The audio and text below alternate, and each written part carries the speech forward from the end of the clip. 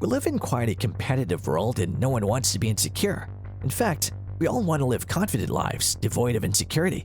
From Indiana Jones to James Bond, we all look up to such people to learn how to be confident seekers just like them. Thomas Shelby is one of the best examples of a strong character who radiates confidence. But how do we get rid of this insecurity and become the best versions of our confident selves just like Thomas Shelby? If you're insecure, getting to a point where you're confident requires hard work and determination. It also requires you to get out of your comfort zone multiple times, which would not be easy to do. But if you're up for it, continue watching the video. Hello and welcome to our channel First Class Mind. In this video, I will talk to you about how to get rid of your insecurity and live a confident life. So without further ado, let's get started. 1. Polarize your opinions. The first important thing to do is to polarize your opinions and thought process. Though many of us prefer to be diplomatic and thrive in the gray areas of life, it's always best to categorize life into a black and white zone. Having strong opinions helps make you mentally strong and helps you stick to your values. Shelby is a man who has his whole life polarized. Thus, when making decisions, he does so in the most charismatic way without contemplating much about it. Though many may not agree with this approach, this works best if you're trying to get rid of your insecurities. We will come back to Thomas' personality a little bit later, but for now, let's take a look at his body language. 2. Positive body language. Body language is something that speaks massive volumes, and working on having good body language is something many invest in.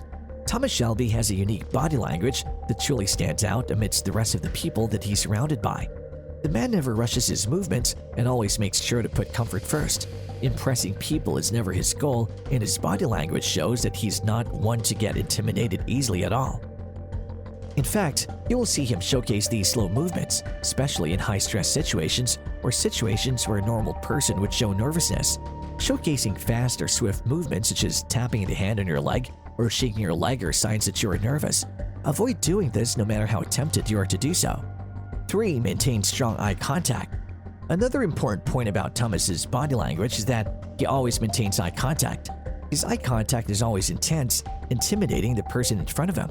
Even when he was at death's brink on countless occasions, he stared the person in front of him in the eye with no fear at all. But it's also important to note that extended eye contact could backfire too. This could in fact escalate the tension if neither of the individuals breaks eye contact. So it's very important to have eye contact for the right amount of time depending on the situation. So if you want to show that you're intimidated, continue holding eye contact, but this will show that you're insecure. Instead, to de-escalate the situation, look down at the person, then bring back the eye contact for a few seconds, following which shift your gaze to the side. This is the safest way to diffuse such a situation without letting insecurity show. 4. Having authentic reactions. We're all caught up in a toxic rat race where we're constantly trying to impress the next person, even if it causes us to sacrifice our authenticity. How we react to a situation speaks volumes about how confident we are about what we stand for. Having an authentic reaction to what one believes in is very important. Once you lose the ability to provide authentic reactions, it's game over for you and your confidence. Many people tend to lose their authenticity in order to impress others. This is a big sign of a weak personality. It's always best to react the way others treat you. If we were to take a look at Thomas, the man is quite non-reactive in hostile situations, and that is his way of being authentic. In fact, he's the perfect example of the calm before the storm. Keeping calm is quite a respectable trait that many do not possess. In fact, there's even a scene in which Thomas had a gun to his head and chose to ask for a smoke despite the dangerous situation that he was in. 5. Accompany gestures with your speech.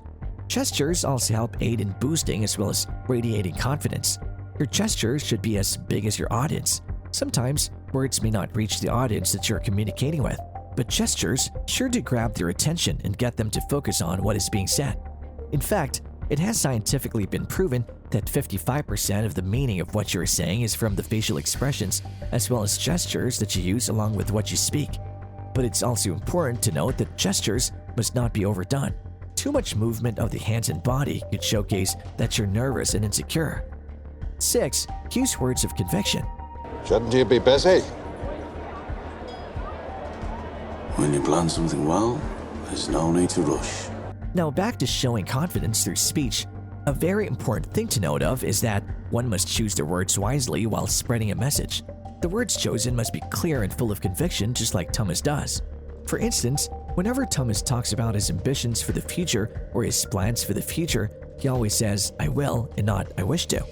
This on its own sets a mental tone that forces the person to think positively as opposed to thinking about what could go wrong in the long run. 7. Use an appropriate tone and pace while speaking. Apart from the words that you use to communicate, the tone in which you communicate is also very important. For instance, you'll never see Thomas ending a statement with an upward inflection. This makes it sound like the person is unsure about what they're saying. Thomas, on the other hand, accompanies his slow body language with statements accompanied by a downward tone. What amplifies his confidence through his speech are the multiple pauses that he takes while conversing. His speech is rather slow and filled with pauses at the right places. This gives time to the listeners or the audience to process what is being said and take in the words at a suitable tempo. Some people tend to speed up the tempo of their speech while speaking, making them seem to be very nervous individuals. The pauses that Thomas makes while conversing open up a window where he has enough time to pull the listeners into the conversation, making them hear out everything that he has to say. But you may wonder, what if others use the slow speed of the speech as an opportunity to cut you off and put forth their point? That could happen, but this must not affect your train of thought and the flow of your speech. Finish the statement that you were making despite the interruption, and following the interruption, continue the speech with a higher inflection and tone. At the end of the day, we're all humans and we all have major and minor flaws that we have to live with. But how we decide to accept it and not to be insecure about it is a trait that we all need to develop. 6. Confess flaws appropriately. If we have a flaw, talk about it in such a way that it's not obvious that we're affected by it.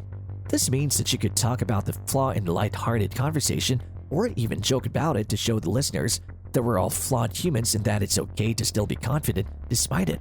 In fact, confessing a flaw is quite a big deal as it depends on how you decide to convey the flaw to the audience. Do not let fear be connected to the flaw that you have.